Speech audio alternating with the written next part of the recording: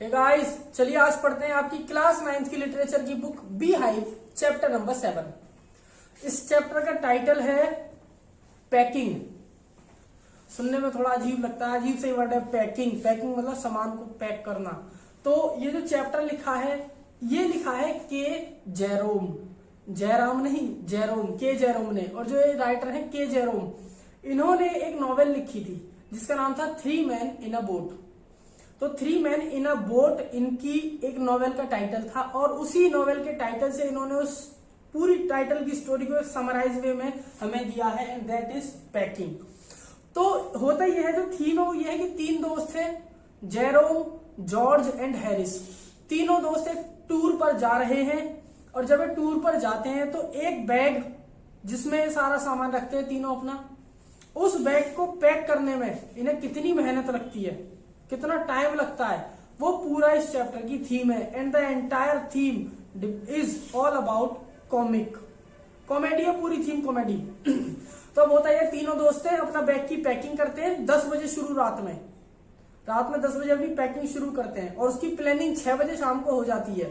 मतलब करते करते जो इनके बैग में सामान पहुंचता है 6 से लेकर 10 बजे तक, 4 घंटे में 3 लोगों का सामान वो जैसे तैसे इन्होंने सेट कर दिया।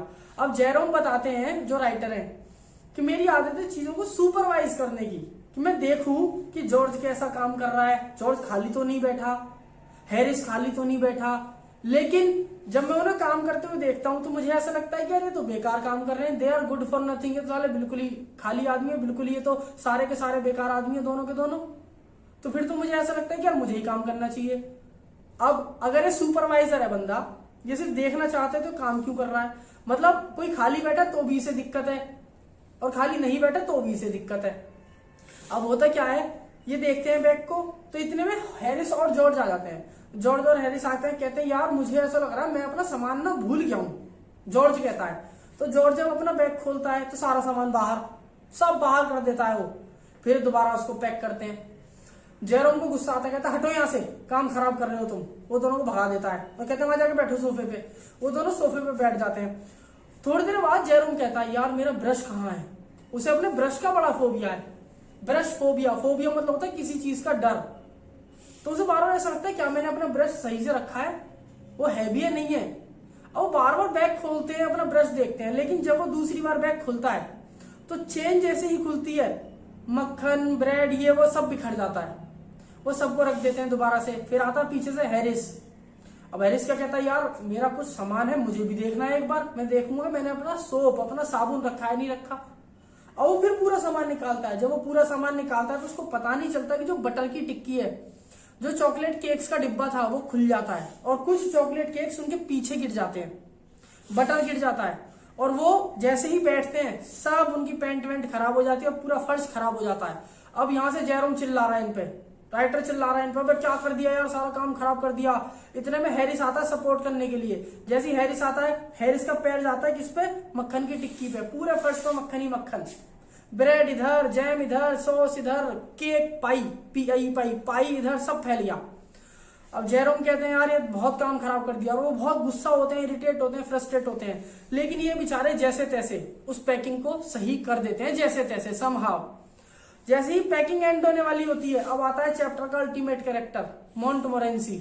मोंटमोरेंसी जो है ये इनके कुत्ते का नाम है, जिसका जिंदगी में जो मकसद है या जिसको भगवान ने धरती पे भेजा है, किस लिए? सिर्फ गाली खाने के लिए, सिर्फ डांट खाने के लिए और पिटाई खाने के लिए। मोंटमोरेंसी की जिंदगी का मकसद ही मार खाना है, पिटना है, गाली खाना है। और अगर उसकी जिंदगी में ऐसा नहीं होता एक भी दिन, Not even a single day in his life has gone without being beaten, scolded or abused.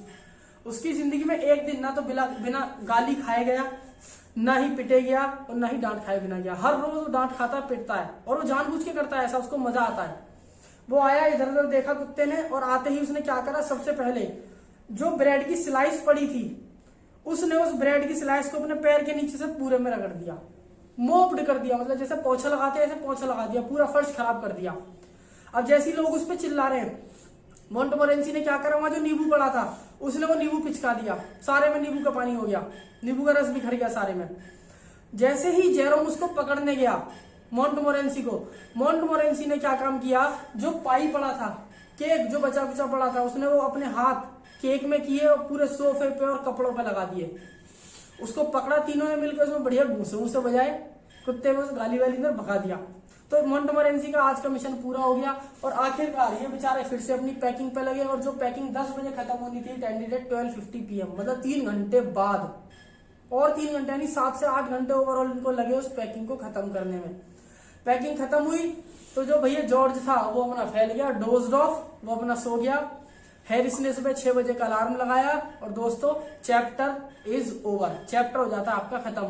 तो बढ़िया चैप्टर था, मजेदार चैप्टर था। You can have the screenshot. मिलते हैं बहुत जल्द किसी नए चैप्टर के साथ। Thank you guys.